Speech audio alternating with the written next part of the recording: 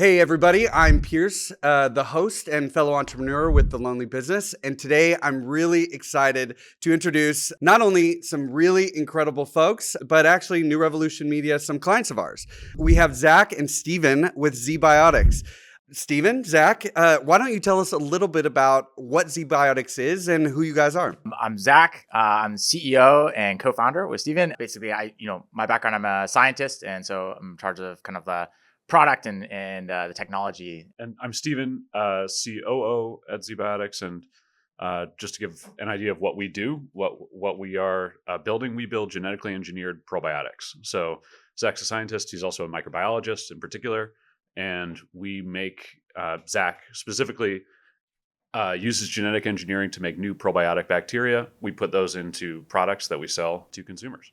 And we can dive into what types of products and how, but that's the basic idea. Beautiful. So luckily we have some delicious product right here. So we start every episode of The Lonely Business by taking a shot of spirits to lift the spirit. So figured we could go ahead and try some ZBiotics before we take that shot. You gentlemen ready? Absolutely. Should we describe what it is? Because why we're doing this? Yeah. Let's Okay. So this right here is our first product is ZBiotics pre-alcohol. And so as Steven said, we genetically engineer probiotics. And so in this case, as a probiotic bacteria is in this beverage that is engineered specifically to break down the toxic byproduct of alcohol that makes you feel not so great the day after drinking. So you drink this before you drink. It's your first drink of the night. And then it breaks down that acetaldehyde while you're drinking. And then you wake up the next day and you feel better than you would have felt otherwise. So drinking this before our first shot, good idea. It really works too. I'm telling you, it has been a saving grace for me, especially in my 30s.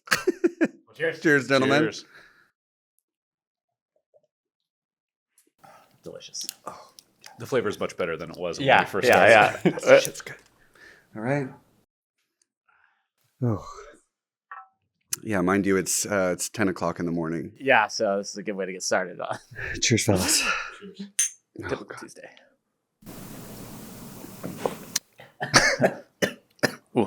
Oh, that's rich. It's thick. Jesus. Oh. All right. Let's boogie. Okay. That's one way to start a podcast. Yeah. Okay. Here we go. All right. So back to the initial idea, not necessarily the product, but the building of the business, the entrepreneur. Like, how did you guys originally meet? How did you decide, okay, like, let's do this shit. Let's start a company with this great idea that you had. Yeah, I mean, so it kind of started.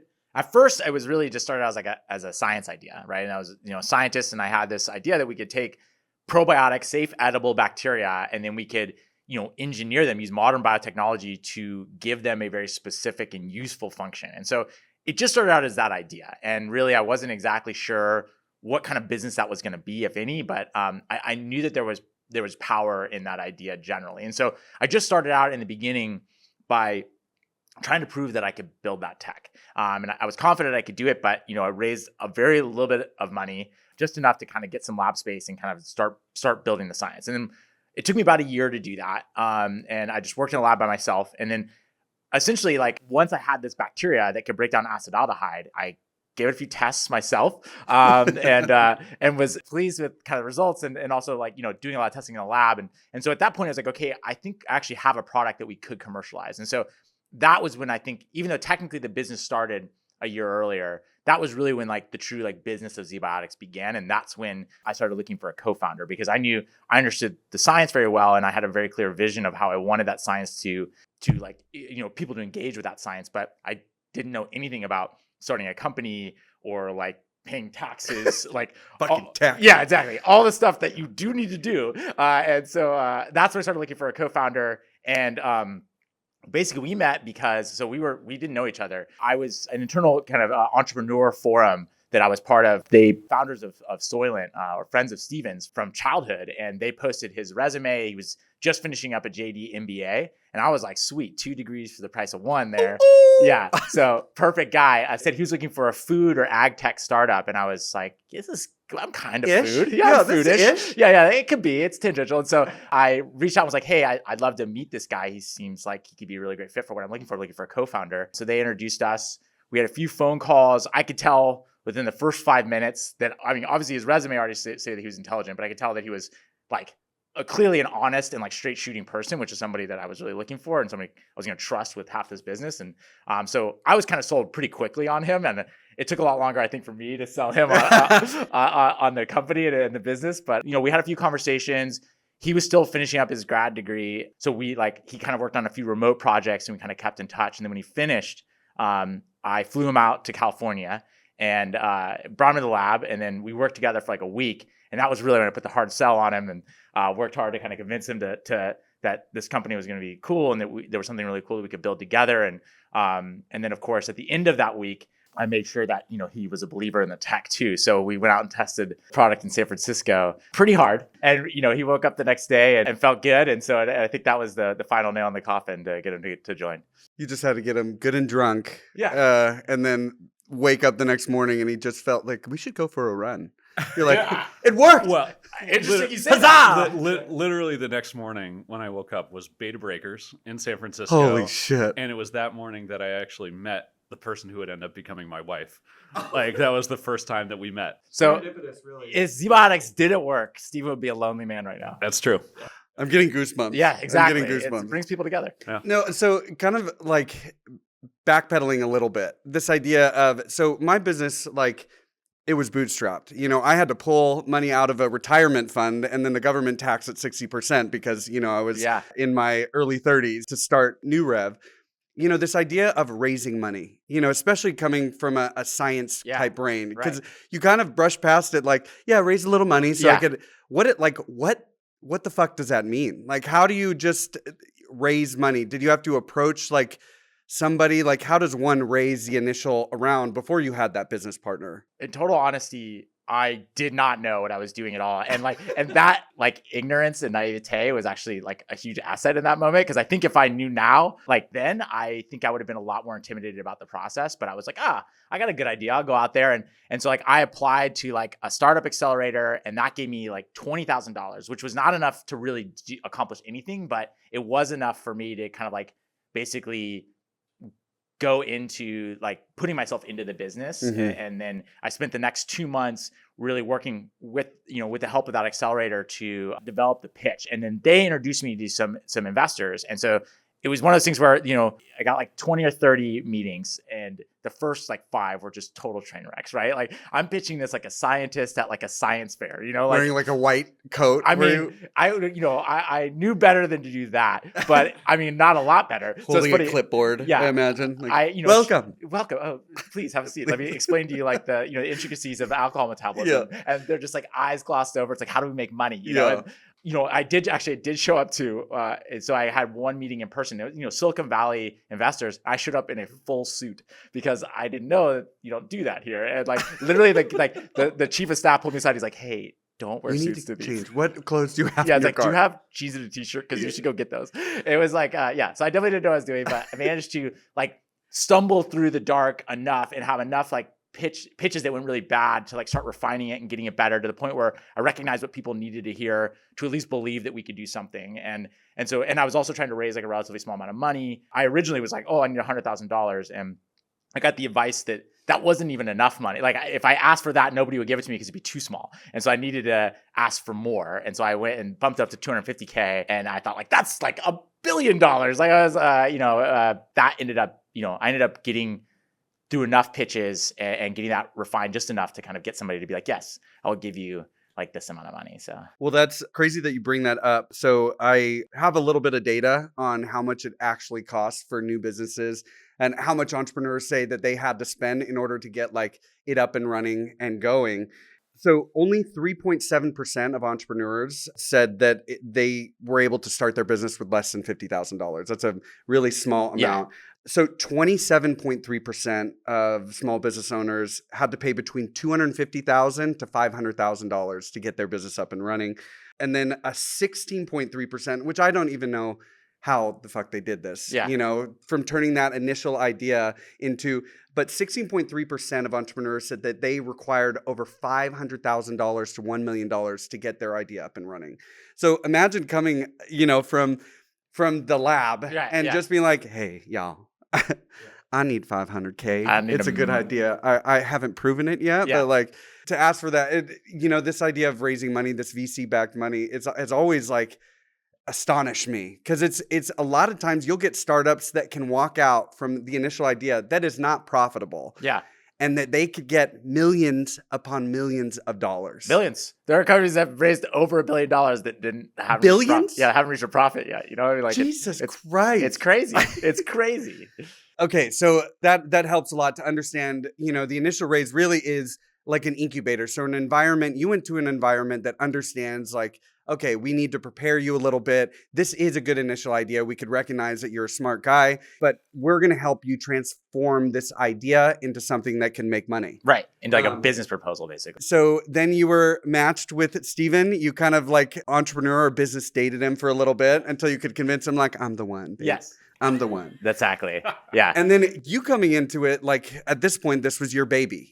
This was something that really you believed in wholeheartedly. Like, what did it take for you to, like, from your perspective, what did it take for you to be convinced that, okay, this guy, because a co-founder, this is your business partner, this is your business, relationship, if you will. Yeah. I mean, it took a decent amount, as Zach mentioned. I think it took working together for a few months before I truly felt comfortable. But that was mostly because, it just takes a while to build trust in somebody. I felt like Zach was also a straight shooter from the very get-go, and his passion shows through instantly, and his intelligence showed through instantly. So those things were like table stakes. I knew, with a co-founder, especially for a deep tech company like ours, where you're counting on somebody with a deep tech background, and I didn't have that, but Zach did.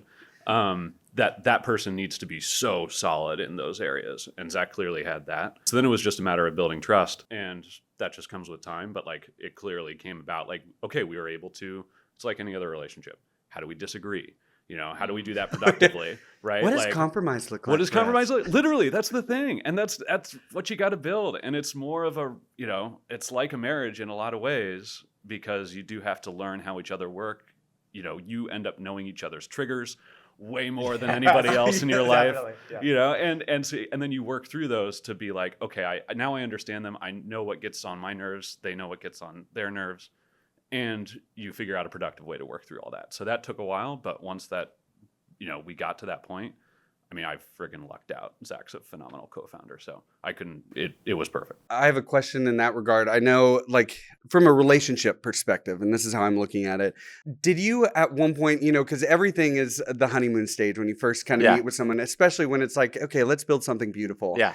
But when you kind of cross like trials and tribulations, okay, this is where kind of like the going gets tough. Like, was it a conversation that you guys had to be like, okay, you've been pissing me off recently. We need to sit at the table and like, let's draw these lines in the sand. Let's create our boundaries, the do's and don'ts. Like, how did you guys approach it? And what did it take to get to that point? Yeah. I mean, I think that honestly, one of the things that was actually a huge benefit for us was that we didn't have a prior relationship. Huge. Right? That we were able to like build the like we didn't have baggage of being like longtime friends and like the dynamics that we developed, like, since we were little kids or anything. It was like, how are we going to productively have a business relationship? And so it was like we literally did like have conversations where like, hey, I don't like it when you communicate like that and stuff. And like, and we sat down and we're like, okay, like how do we productively work through this and how do we work this out? And so it was, and we had to, we consciously basically, I wouldn't call it rules, but we came to understandings around like how to disagree, how to come to like how to work to a decision when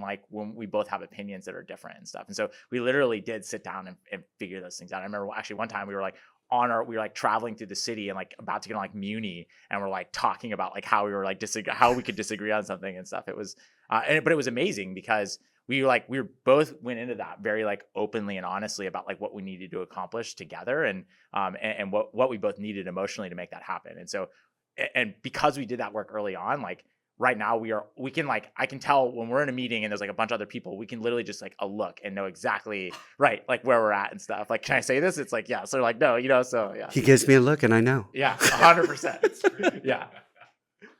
We finish each other's sandwiches all the time. Yeah.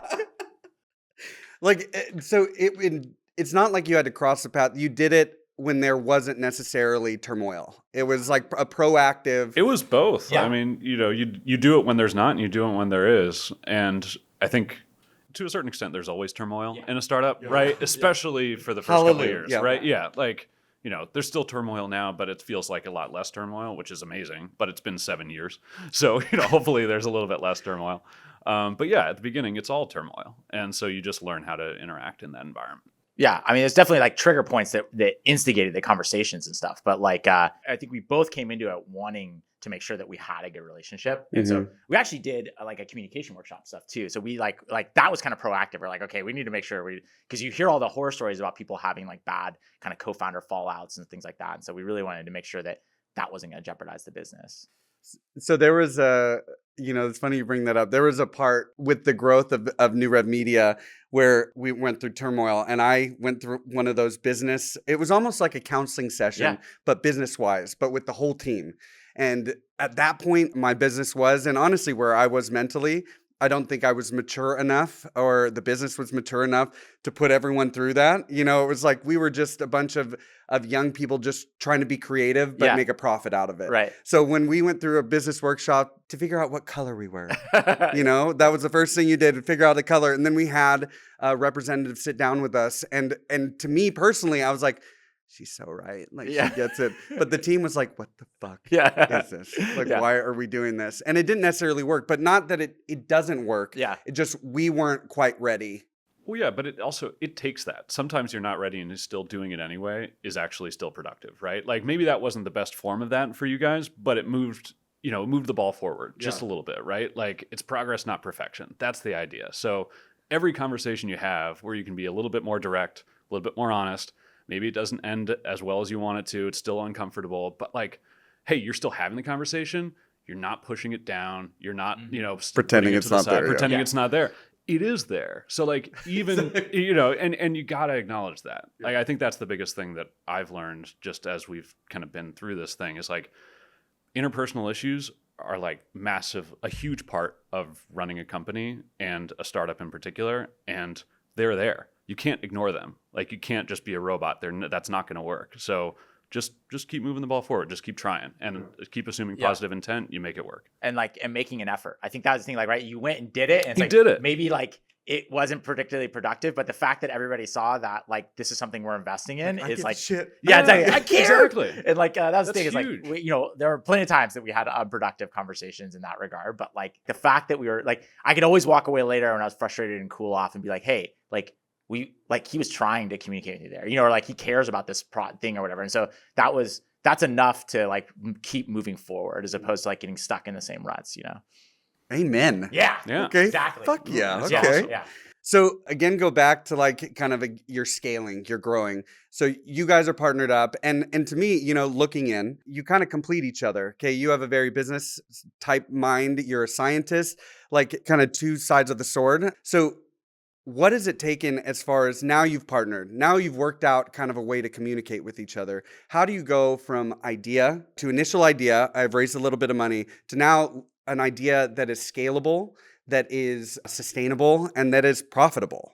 That's you, man. Like I built a product, Steven built a business. So yeah. I mean, no, it was a joint effort. I think it just takes doing it and thinking long term, even in the short term, right? I think that's the one thing that we've done. That even we had investors who really didn't like the fact that we did that. Back in the day, I'd say we were in the middle of kind of the crazy hot Silicon Valley period for the first couple of years of the business. Yeah, free money, man. Yeah, free money was flowing so and everything. nice. But like, we have a physical products business, right? Like, we produce inventory. We have to sell it, right? There are unit economics at play that like we had to pay attention to. And, that's different from software. It's also the type of thing where you got to pay attention to that early.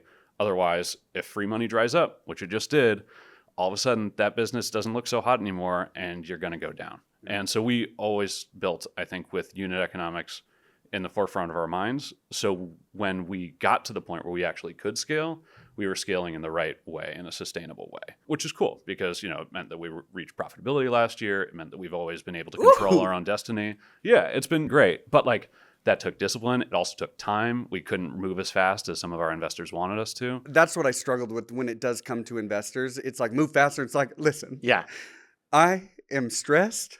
I haven't slept in weeks. You're just in it for the money. Yes. So y'all need to sit down for a moment and empathize with where Empathize, yeah, yeah. it's crazy. I mean, you do get that, right? Where they're like, hey, why don't you just do more with the same amount? Like, like you're doing good, so just triple that. But I'm not going to give you anything else for it, but just do it. Like same number of people, don't burn more, just make more. And it's like, that's not how this works, And so, and to like kind of like echo what Steve was saying, it's like, I think that actually every element of our business kind of had that same mentality, which was like, don't solve a problem later, like build it from the beginning. Like, so the technology we built was also like had in mind, like how, like when we originally made the genetics, for instance, of the bacteria, it had to be stable enough that when we were manufacturing at a 50,000 liter scale, it would mutate. Break apart, yeah. Yeah. And so like even just that, right? Like that could have been the kind of thing where like, we'll figure that later. Right now we just went to work. Like it was like, we put those constraints on the business. And I remember Steven, like early on, we were kind of thinking about early branding of the product and like, how are we going to position it? And it was like, we could just,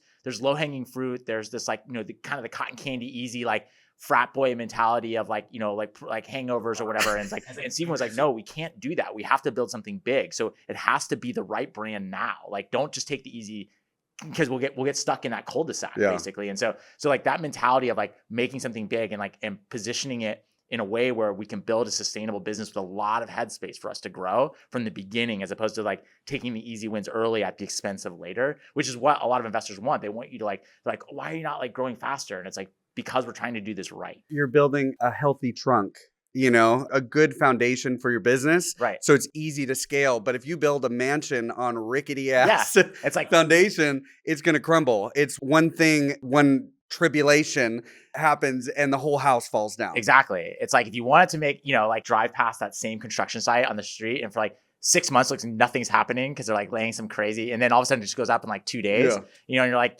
that's what you have to do. You have to spend time building something that's not sexy in the beginning to make sure that you have the foundation for that. Was that how your meetings with the investors went? Like, listen, we're building perfection. No. Okay. These are with our investors. We're like, don't worry, we'll get there. Yeah. Okay, so it's one thing to approach each other, and like when someone gives you money to grow your business, like maybe you have a difficult conversation. They're saying, I need you to scale faster, better, get me more money. Like, how do you approach those difficult conversations with someone that has literally just handed you over money? Yeah, I mean, a lot of times it's like, hey, I hear you. And then like, yeah. You are so interesting. Yeah. That's a good point. We will consider that. And then go back to doing the business we know is right. I mean, in a lot of ways, Yeah. And I think it's also like, we understand why they care that, right. But there are ways to do things. And ultimately we are running the company and it's our choice. I think that's the one thing that, we, with investors, it's relationship building, same as anything else, right? So you're building trust in them and building it so they trust you with the decisions you're making, even if you disagree with them. And that's a big part of it. Yeah. And so it's making sure like you can't always necessarily get them an investor to agree with you, but what you can do is get an investor to understand why you're making the decision you're making. And I think that's important. So it's definitely not like brushing off those concerns. We had a lot of like 3 calls over the course of like 4 days and like including like, meeting up for coffee or something, like to really get an investor at least on board with our mentality and why we're making a decision. Like, hey, we hear you. This is why we're doing it. And like, this is what we think is going to happen. And like, give us the trust that you had when you originally invested in us, you invested in us. And so just give us the trust to kind of do this. And like, and also showing them that we're really truly considering what they want and explaining like what we're doing is ultimately kind of in service of that, I think that's, again, it's creating that boundary of like, listen, we weren't going to be your quick dollar. We are going to be that business that grows slowly, but we're going to be profitable within the first few years. And that's true. And it was important for us to not that was the business we knew we wanted to build. And so in every investor pitch we had, we didn't ever, we never promised people something different than that. We said like, we're building something big and it's going to be slower. And like, and we're looking for investors who want to be on that same page with it, who want that vision, right? Like if we've been like, hey, we're exiting in 2 years, and we're ready to get like, and then we're like, just kidding guys, like, and so we lost a lot of investors like, right on the first meeting because of that. But the point was we wanted investors that were bought in on our vision. And so that was important. Well, was that part of like the initial kind of business dating was that also part of the strategy when meeting investors, that it's like, listen, we're going to actually ask some tough questions. We're going to see if we're a match. And if we're not a match, thank you for your time. Like, how did you approach? That's another aspect of the VC backed companies that I don't really understand. Is it also a dating experience when you're speaking with investors? Yeah. Absolutely is. Yeah, because you don't want the wrong investors. Capital's capital, but investors are relationship. An investor who's not aligned with your vision can create so many problems for you, for the company, for themselves, and it's going to be just a bad relationship overall. So you got to get investors on board who are fundamentally believing in you and the vision that you have. Yeah, and I'll tell you what, it's a lot harder to say no when they're offering you Much money. harder. So like the important thing, don't put yourself in that situation, right? No. Like in the first place, like don't go, if you're not supposed to be like, like drinking, then don't go to the bar, right? And like, so it was important for us to like, in that first meeting, like just make sure that we were transparent about what we were looking for. Because if we had kind of like cast a wide net and then at the end had to decide like, look, this guy is really not a fit for us. Like they have a very different vision. It's kind of a dick. Yeah, but he's offering us $2 million. So like it's a lot easier to at that point justify, well, we'll figure that part out later. Like if it gets rocky later, then we'll, so that is a much harder decision. So like being straight from the get-go makes it a lot easier so that when you do finally get to that point where they're offering you money, you already are confident that this is somebody you want to work with. Did you guys talk to each other and say like, okay, these are what we're going to ask. If they do this, we're out of there. If they do this, like, did you give them the look like in a meeting where you're like, yeah. Oh yeah. Yeah. It was either a look or, when it got to COVID and we were fundraising and, video chat, we would be chatting the whole time during video calls. I'd be like, yeah, this is not going to work Bill, out. I sent that to you. It was just a joke. Yeah, no, but it becomes pretty obvious early on. Like there are certain type of investors who are going to be not our cup of tea, and we're not going to be theirs. Yeah. So now we're on the topic of money. Okay, money is, I think, with any business, whether you're VC backed, whether you're bootstrapped like New Rev. Help me understand, like when you raise money as kind of the leaders of this charge, if you will, this business charge. How do you approach it? How do you decide, like, this is how much I'm going to pay myself? This is a benchmark, like, okay, when we become profitable, like, is it an active conversation that you have with each other? Like, hey, the business is doing really good, like, and I'm looking to buy a boat. Like, how do you approach money? And then in times of success, but also in times of like strife, you know? Totally. I mean, I think that early on, we always knew that we wanted to build a sustainable business. So like in the early days, it was like, what is the minimum amount of money that we have to pay ourselves to survive? Right. And it was like, cause the vision, like, and I call it luck or call it like the right conversations early on, but like, we were both very much aligned about the fact that like, we cared about the success of the business. This wasn't like an opportunity for us, like to get rich quick or like get a paycheck. Like obviously the ultimate goal, right, is that, but like the boat. Yeah. Right. Specifically a 30-foot yacht. Yeah. But no, but like the real vision was that I think we were both motivated by the idea that we could build something exciting and big and like make it successful. And so all the decisions we made were in service of that like vision that was 20 years down the road, and so being not short-sighted and being long-sighted, I think was like a really important part. So when we were talking about our salaries, it was very much like, Steven and I are still like, we are paid like in the mid range of our employees. Like we are like in the middle. And it's like, and we've always like, what is the minimum we take it? But then we do have conversations like, okay, we're doing well. We have cash flow in, and it's like, Steven just had a kid. So like, all right, like, should we, it's time. Yeah. Should we think about maybe giving ourselves a little bit of raise? But like, again, like it's never a conversation about like, how much money can we make? It's like, how much money do we need, Yeah. Was there ever a point, well, I guess you came in you raised your initial fund during COVID. Well, no, the original was 2016. That was when Zack first. Oh yeah, the 20,000. That small amount, and then Steven and I went out and raised again in like 2018, 2017. Yeah, and and then we did Y Combinator, the accelerator, full program in beginning of 2018. Yeah, and that was our first kind of like major round. Right, but then we closed our Series A March or Series Seed. Series C. My bad. Sorry, we closed. I never understood. Yeah. Yeah, we call it our first price round, which is is a seed round in like March 10th, 2020. It was like the timing was so we were perfect. So lucky. Yeah. I was like, so lucky. Like literally like a week and a half after we closed, like the money hit our bank account, like COVID shut down the whole country, and we're like, oh. Everyone's like, I've lost everything, and you're like, well, we have some money. Yeah. We're hiring. We can hunker down here. We can make this. We were work. so lucky. We didn't need to lay anybody off. It was really fortunate. Yeah. Well, I mean, so I started my business in 2016. Started with just me. I wore many hats, but Oh, I wish you could see my website then. It was Yeah. a lot of like, we're a team of fantastic creatives. And it Yeah. was just like The royal me, we. Yeah. we're, Yeah. you know? And so slowly grew from there. And this is like when you're bootstrapping something and every dollar is, you know, I didn't have the ability to raise money or anything like, so every dollar coming in was a dollar that I could keep the lights on another day, Yeah, you know? yeah. So by the time we got COVID, I'd been in business for 4 years. And so I was like, and every year we were almost doubling in revenue. Like I felt like leading up to COVID, like, holy shit, it's working. We're doing it. We're flying, Ma. We're flying. We're doing it. And then COVID happened. And it literally, there was a matter of 2 weeks that I what felt like my dreams were just dissipating. We're drying up. I had to lay off my entire staff. I remember, I had called everyone in and a number of times. So the first day I called them in, this is when, okay, we're going to shut down for 2 weeks. And I'm like, okay, we can do that. That's fine. Yeah.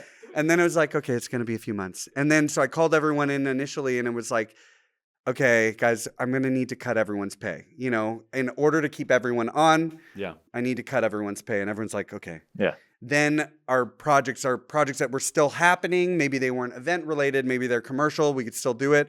You know, it's a complete and utter lockdown. So those that like were canceling the projects. So I then had to call everyone back in and say, okay, guys. So I had everyone sit upstairs and I would call them down here in our studio.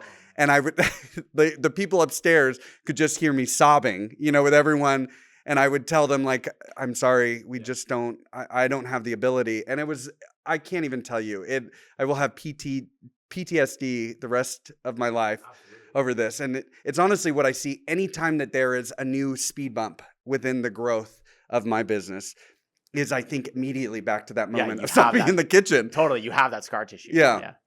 So the fact that you guys like honestly came in at the perfect time, got that raise. So that must have saved you a lot of stress, a lot of It was just like, I mean, like, you know, the conversation around that rate, we didn't know how fortuitous it was, right? Like conversation started in like January and it was like, you know, COVID was like, oh, it's this thing in China, you know, and like, and it wasn't really like, you know, and we were really just kind of, nobody really knew what it was going to be or anything. And then by the time it closed, it was like, you know, it was obvious at that point that something was going to happen, but we weren't really sure exactly what or how drastic it was going to be. We close the money, we get it in, and then everything goes like totally shuts down. And our whole value prop and our whole business and everything was built around the idea of like special occasions at that time, right? We were marketing. Yeah, it was like weddings, like travel, like, you know, going on these trips. And it was like, and then literally all of that just stopped. And it was like, oh my gosh. And so we literally were like, okay, well, we can't do any advertising because it makes no sense. So we shut off all of our acquisition. We then call up our supplier because we were scheduling a run to do, you know, make more material. So, you know, we grow live bacteria. So there's these big bioreactors. And so we call them up and they're like, yeah, we're going to cancel your run that we were planning to do next month because we're switching all of our equipment over to do COVID related projects. And we're like, hey, that's great, but for the world. Yeah. But then like hang up the phone, I was like, that's great. Fuck. You know, like, oh my God, good job, guys. Wow. Love that is so nice. So yeah. So like, all right. So it was good that we then like the thing that I think got us away from being like full panic mode was like, okay, we actually like luckily have the money right now to turtle a little bit. And so that's what we decided to do. We had, and at that point too, we had a very small team. I think we were like 5 or 6 people. And we were like, we're going to hunker down. We're going to regroup. We're not going to shout into the wind here and try and like force our way through this. And so we decided to, you know, like just like turn off all acquisition, save the inventory we had for our existing customers and make sure that like they were taken care of. And then what we saw was that like, amazingly, like while there was obviously like in that first like 2 weeks, like everybody stopped buying everything, right? Except for toilet paper, apparently. Yes. And then people were really saving up their TP. Yeah, that was basically like that was the option, man. But then after that kind of like window stopped, then we saw that the sales picked back up, and then they were like pretty steady. And we were like, even though we weren't doing any advertising, we weren't doing anything. And we were like, what is going on here? And so we went out and reached out to all these customers that were still buying, or new customers that were buying, and we're like, you know, why are you doing it? Like what led you to the product? How'd you find out about us? Like, why are you purchasing? And it was like word of mouth, and like everybody was making like new habits and routines around like their health. And so like, you know, people were like making their home workout gyms and like they were doing all these new routines. And so, but they were also like sharing a bottle of wine with their significant other. They were drinking a lot more during COVID. Totally. And so like, it was like, it turned out to be like this perfect, like it like created this whole new narrative for the product, which was around like having a balanced lifestyle, right? Where you're like, you're relaxing at night and unwinding after a very stressful like time in your life, but also like building these healthy habits and routines. And so that like, it was like our ability to like take a breath and wait and get that new insight rather than like having to panic and force through it was like everything. So the stars really aligned. They really, like, there was a few weeks of reset of like, oh shit, okay, figuring it out. Luckily, we kind of have a little bit of flexibility around that. And then the world kind of told you like, oh, actually, this is how we're going to use your product. This is how we're going to engage with your product.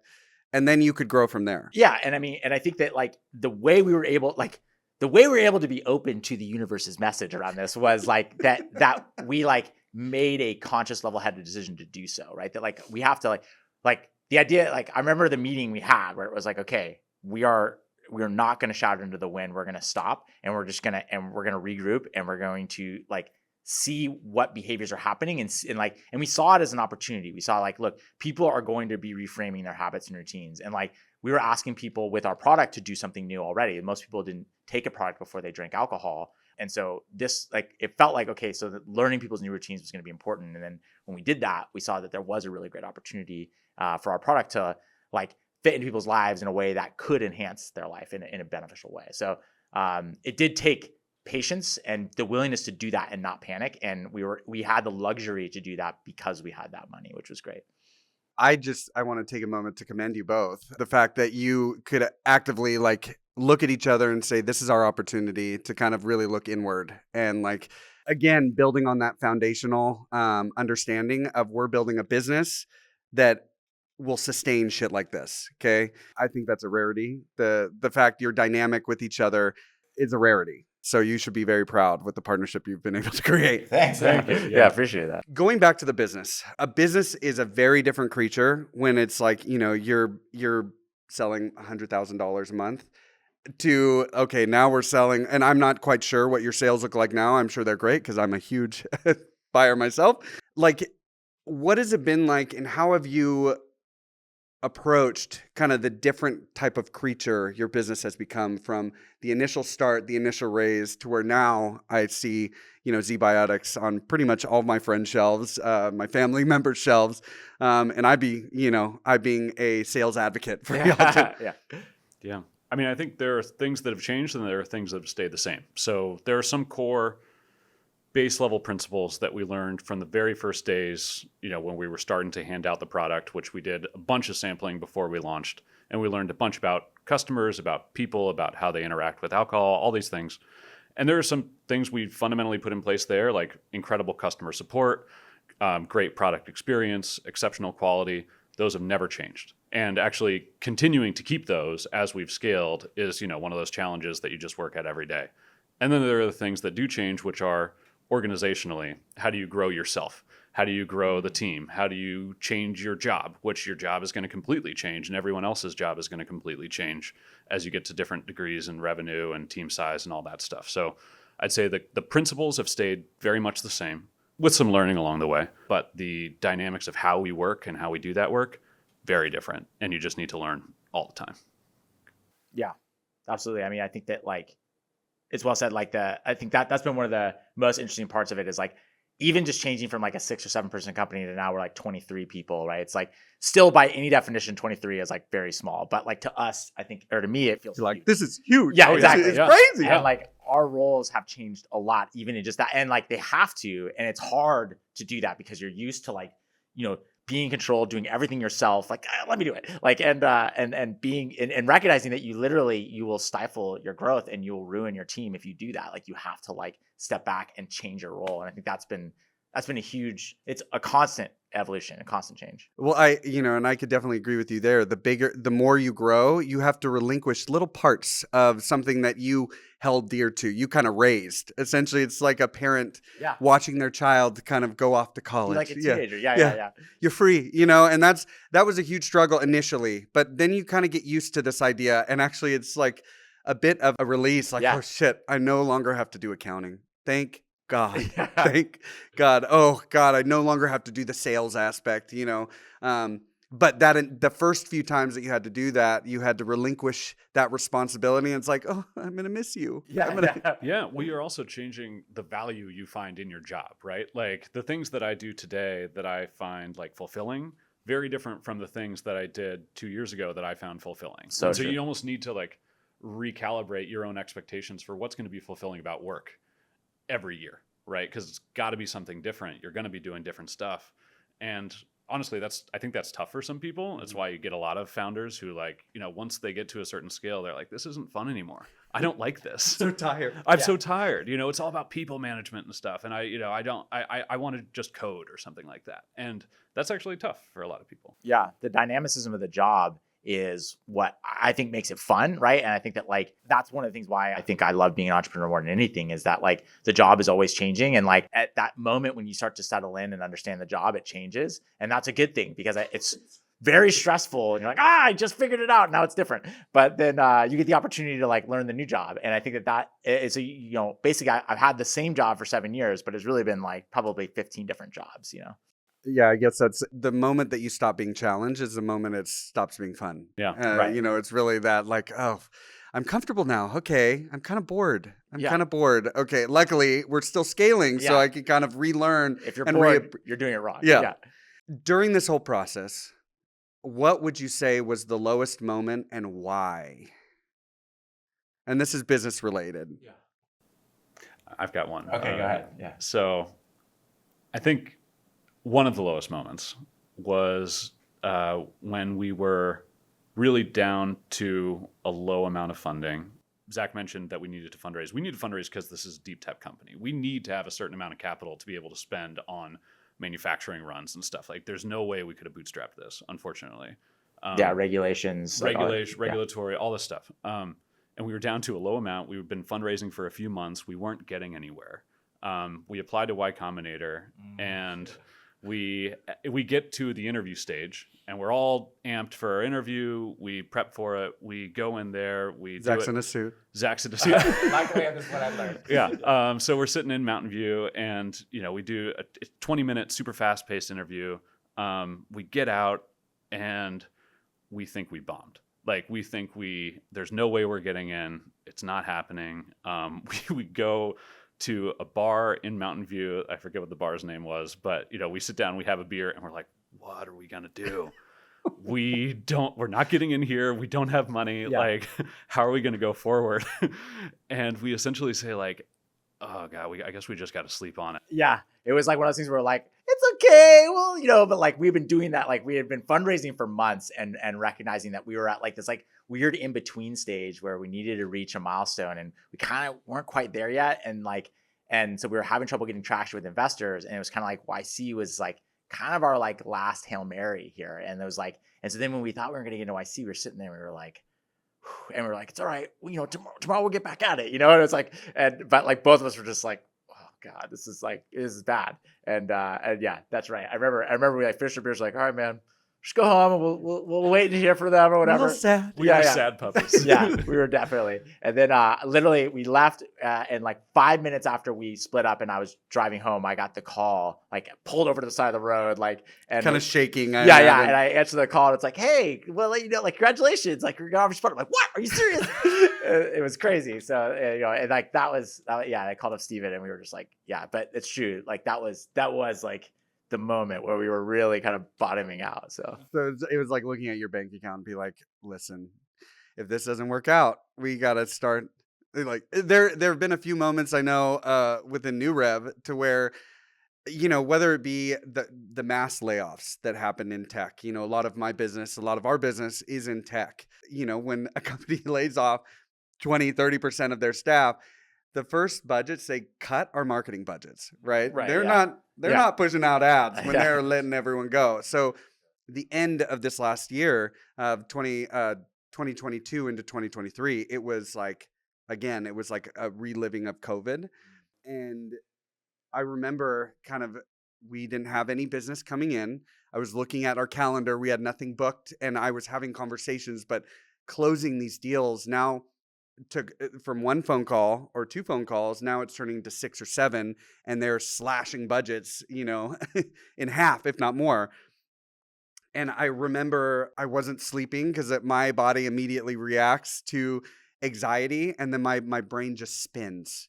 It's just thinking, and kind of where my heart sits is I don't want to let anyone down. Yeah. Yes. And that's really getting to a place of, at this point, I had 9 employees, and to me, failure meant I was letting everyone else, 8 others, I was letting them down, and I was putting them in a situation where they couldn't support themselves. It was my nightmare. So I think I learned from COVID to look like you did, kind of look internally, and how can I change this business that, one, I'm not putting, from a selfish standpoint, that I'm not putting myself in like through that anxiety, because sleepy me and miserable me is not going to be beneficial to supporting the business. So I looked at the business. How do I change things? How do I alter things to where I could still support others, but doing it in a self-sustaining way? So it was that moment again, that speed bump, that trial and tribulation that you actually take a step back from, and in it, oh, it's a piece of shit. Yeah. It is a piece of shit. But after it, you're always like, okay, good that happened, because now I'm building a better business and I'm building a better me to Totally. support the business. Totally. Yeah. I think that's exactly how it feels. Is like when you get on the other side of it, you're like almost like grateful it happened. You're like, okay, that exposed a risk or exposed a weak spot. And then we work through that. And then how do we like basically make sure that we protect against that eventuality in the future? And like, how do we emotionally like also like get new tools to deal with these like low points and stuff? So there's a lot of calluses. There's a lot of reinforcement that happens in those moments. Yeah. I think part of it too, it's not always just about the low points, because oftentimes they're not points. They're like chronic. Yeah. Oftentimes they're just like low levels that end up being very high levels of stress and, depression and other things that end up like sitting on you for months or years. And you only realize it after a certain amount of time, but you realize how much it's impacting your day-to-day, how much it's impacting your team. And then you have to start like figuring out how to deal with it. And those for me are the most difficult ones, right? I always say, and I think Zach, we've talked about this, is like points of crisis, we feel really comfortable in. Like it's focusing. It's the devil you know. It's the devil you know. Yeah. You're like, all right, I got a problem. I got to solve it. Right. And there's something really comforting about that. You can drop everything else. It's the parts where it's kind of, just under the surface. You're not really sure what's going on, but you feel like something's wrong. And those are really tough to deal with because you got to kind of unearth it. You got to figure out what's happening. That's tough. Yeah. I will say, because of these I kind of looked at therapy before owning a business as like, oh, I'll do it. It wasn't integral to being healthy. Like it wasn't that important. But honestly, the deeper and the more that I grow this business, the more important it is for me to kind of like support and build a mental muscle to where like if I'm not getting therapy, if I'm not dealing with my shit internally, I'm going to project some nasty shit to the business, and the business is going to then respond negatively. So the more that I grow this business, the more that I kind of push forward and sail this business ship forward, kind of the more important it is mental health and creating a better me becomes. Absolutely. Yeah. It's super important. And I mean, I've taken my own personal journey with it. This business has created issues with my mental health that I've had to deal with for the first time in my life, which have been difficult, but ultimately I think really constructive and productive. And it's one thing, my wife is a therapist professionally. So, I've learned a bunch from Lucky her. man. I know, it's awesome. But Honey, I need your help. But it's also one of the things I learned from her, when she was in her grad program, getting her MFT. They actually her school made every student have their own therapist and go through therapy themselves, because you've got to practice what you preach. You've got to practice what you preach, but you also have to be like, the ship's got to be in order for you to help other people too. Mm-hmm. And that's the same with, I think, running a business, right? Yeah. You can't be a support for other folks if you're not like supporting yourself and acting sustainably as well. Totally. And like, I think that what I learned was that like, exactly like you said, that prior to starting ZBiotics, it was like, therapy was something you did when you were in a crisis. And like what I've learned is that like, it definitely was the instigating factor for me, like in getting therapy, was like when like, I had worn myself down to the point where I needed it. But then recognizing that like in the future, there is like, you don't have to wait till it gets to that point. It was really like valuable to recognize like how important it is to like, yeah, like you said, I mean, like I find myself as a leader and as a manager, like a lot of my job is making sure that everybody else feels good about their job and it feels good about like, or help them work through their challenges and their problems and their stress. And like,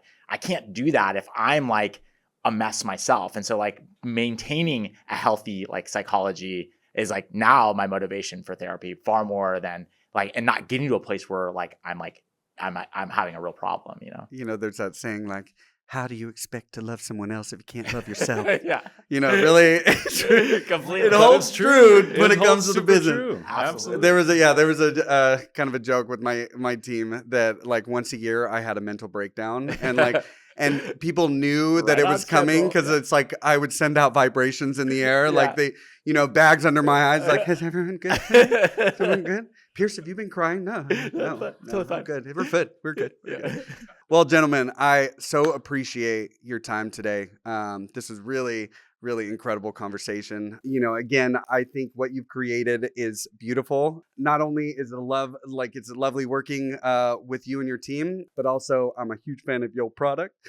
So thank you so much for taking the time to be on the Lonely Business Podcast today. I do also want to give a moment to you guys. Where can our audience find you and find your product? Totally. Yeah. I mean, if you're in the business of, doing podcasts where you maybe start with a shot or, go out with coworkers after and you want a ZBiotics before you drink, zbiotics.com is definitely the best place to get the products. There's our website and a lot of information. We didn't talk much about the product here, but a lot of information about the science and how we built it and all that kind of stuff too. So if you just even want to learn about what your body is dealing with when you drink alcohol, there's a lot of cool stuff there. So that's where you go. I think it would be cool for people to get an opportunity to try it. So we made a discount code for 15% off Lonely, so that especially in context of what we were just talking about. Use discount code Lonely at zbiotics.com. All right, everyone. Thank you so much for taking the time to watch this episode of The Lonely Business. Until next time, fellow business loners, stay hustling, stay weird, and stay caffeinated. And also stay tuned for more business realness. See you later.